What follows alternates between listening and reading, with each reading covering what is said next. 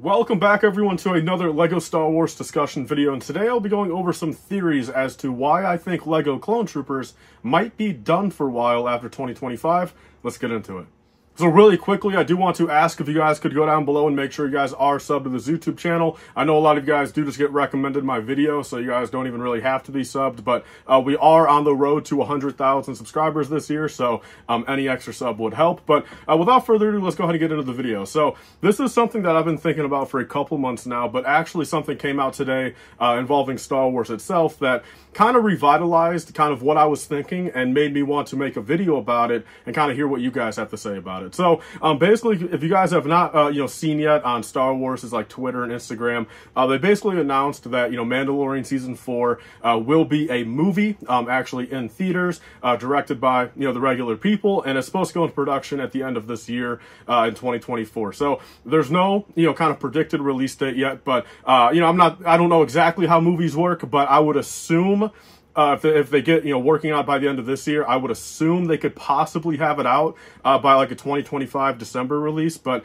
maybe not. Bottom line of it, sometime late 2025, early 2026, we have a bunch of new movies on the docket. Of course, we have this new Mandalorian season 4 movie, we have the Rey movie, we have the Filoniverse movie, and then also we have a High Republic movie, I believe. So we have 4 movies that are all slated for the next 3 or 4 or 5 years, and basically we've had no movies for the last 5 years or so. So this all leads into Clone Troopers. So basically we know the history of LEGO Clone Troopers already. I'm not really going to go too much into that. Of course, way back in the early 2000s for episode 1 and 3, or episode 2 and 3, we had some Clone Trooper sets. That's kind of their first introduction to Star Wars itself, let alone LEGO Star Wars. Then the Clone Wars happened and we had a bunch of clone sets during that point, but that was pretty obvious because again, it was the current media. It was the only Star Wars project on TV or movie wise for 3 or 4 years there, and we had a lot of clone stuff there. All right, clones pretty much ended in 2014 and it went off with a pretty big bang. We had a nice year there with some animated phase 2 stuff and some episode 3 phase 2 stuff, and then basically that was kind of the bookend there. We had a random Republic fighter tank in 2017 with 1 clone trooper, but basically from the beginning of 2015 all the way through the summer of 2020, no clone stuff, and we were very dry on it. But part of that reasoning, I feel, all right, 2 things. I've spoken about this a lot. All right, I feel like LEGO and Lucasfilm still weren't too sure about the fan base of Clone Wars, okay? Clone Wars was also not airing. There was no new clone stuff actually happening throughout those 5 years. And then also we had all the new Disney movies, okay? So, of course, LEGO, Lucasfilm is going to focus on making products, all right, for the new trilogy, for Rogue One, for Solo, and, even like The Mandalorian when it came out in 2019. They're going to focus on that aspect of it. All right, come 2020, of course, we had Season 7 of the Clone Wars, which I've said before, I really think revitalized, Lucasfilms and LEGO's faith in seeing how many people like the Clone Wars, like the prequel era, how much more, we're growing up now. We have the money to put towards stuff. And then, of course, 2020, that really started the next kind of clone renaissance. And we've had the 2020 style ever since. So I do want to give you guys kind of a brief little, history as to why I think some of these sets were made and kind of how that ties into where I think the future of clones will be. So in 2020, of course, we had a couple of clone-related things. Of course, we had the 501st Battle Pack, and I think the overall consensus on that one is, whether you want to put it all on the fact of, Ryan's campaign for it and, the community all really, wanted it, went on for about a year and a half there of, pushing LEGO to give us a 501st Battle Pack. That was a very big thing back then. I do definitely think that, probably expedited the fact of getting that Battle Pack. I do also think it led to the fact of that's why they made it a $30 Super Battle Pack. I think that's pretty obvious, but, that happened, and that was really the start of the new clone era, okay, with the 501st Battle Pack. Of course, we had an airborne trooper in the General Grievous' Starfighter. I think that was kind of a little bit of a random set, I'll be honest. Grievous' Starfighter in 2020 really had no correlation to anything, but nonetheless, it gave us a very wonderful airborne trooper with a cloth waist cape. Then also we have the AAT here, which is another interesting one. This, This one, the only really way I could see this possibly, coming out like this and being kind of a really random thing, Ahsoka in a 332nd versus, droids and an AAT. We never even saw that, at all. That's really not even possible because the 332nd were only in one battle that did not even involve the Separatists. But I think the reason why, this set even really exists is Lego's kind of weird about it. I feel like at one point, it's really kind of strange. There's a lot of times where Lego is right on the money and they have sets out before the, the show comes out, before the movies come out. They used to do Force Friday and give us a nice little wave of pretty much everything we needed, before the movie came out. They have, of course, sets out right before Ahsoka, before the Mandalorian shows. But there has been in recent years a lot more sets that are like a year and a half too late. And I think maybe where this AAT came into place is they realized, all right, we can get something out there. The 332nd and Ahsoka herself really are no, spoiler. So I think they put those in there to really kind of just have something on the shelf. Have people pay $40 realistically just for a clone and, the Ahsoka minifigure and kind of call it. So that was pretty much the history of clones in 2020, okay? 2021, we didn't have a single clone thing, all right? You can blame maybe COVID supply lines at that point, too. That was a lot of kind of, conspiracies as to, why the winter wave was so bad and, why we really, did not get anything good in 2021 until the summer. And then they started pushing out more Season 7 stuff, some of the more, spoilerish, stuff, I guess. We got some really good Season 7 stuff. I'm still under the assumption that the Bad Batch shuttle would have not even existed if they didn't get their own TV show. I still think, I'm a firm believer in that. I think if the Bad Batch just were in Season 7, I don't know for sure if they would have gotten their own set like that. But that's besides the point. But we did get the Bad Batch, clone-related wise in 2021, I guess. Moving into 2022, here's where we start getting a little interesting. So, of course, we have the UCS gunship in 2021. I'm going to count that because, it was a fan vote.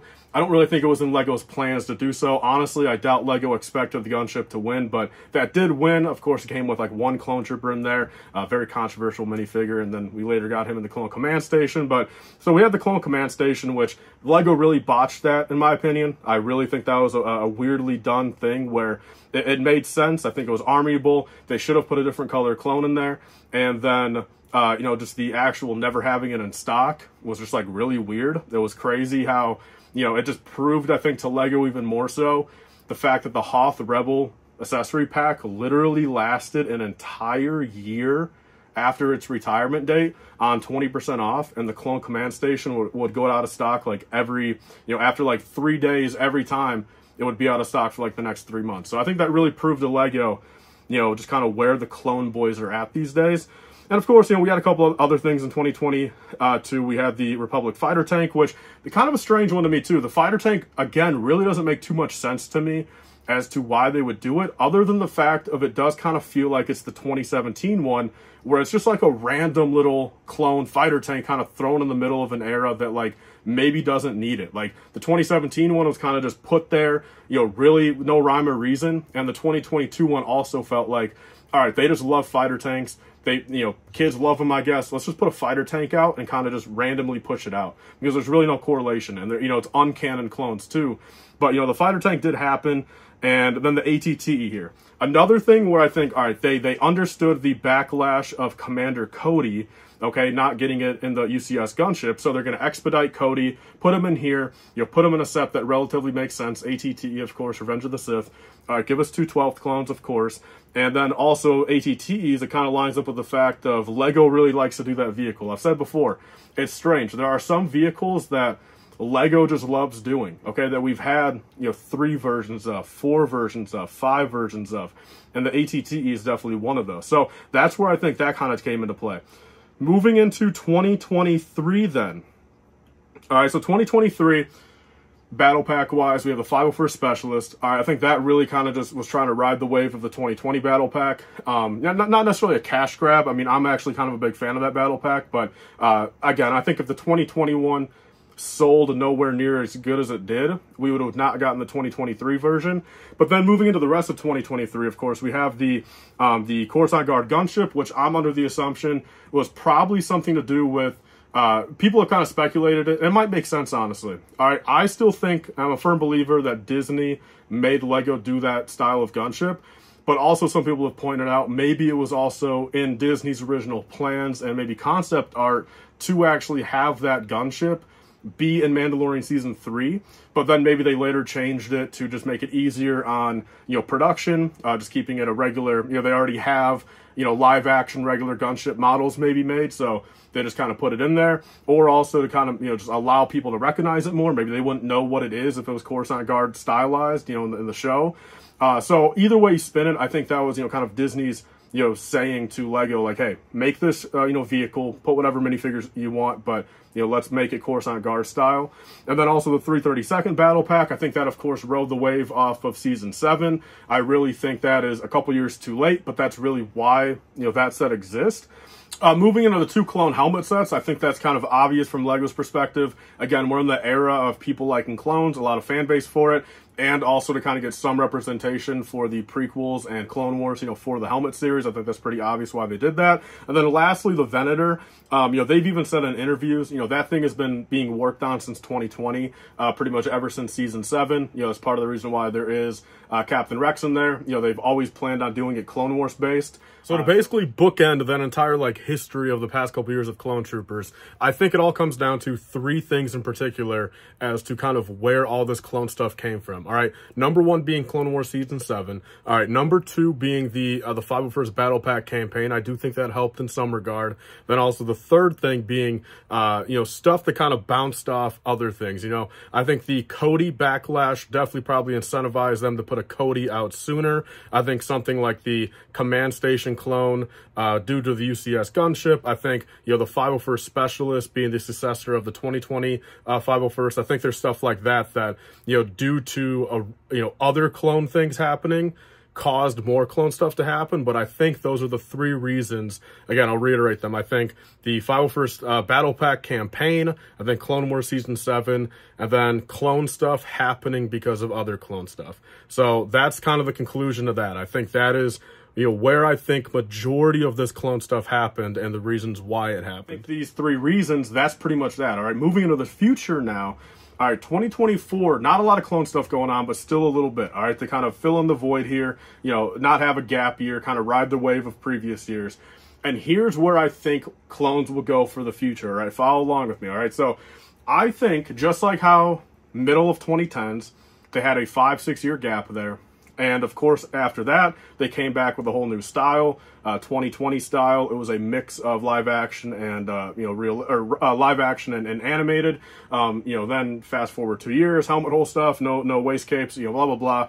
All kind of ties in there. It's a whole different generation. And basically, everything besides battle droids have had updated prints, updated molds. When they come back a couple years later, virtually they're never the same. They're, on like their 5th generation of Stormtrooper, their 4th or 5th generation of Clone Trooper. The Rebel, Fleet Troopers even have gone through some stuff.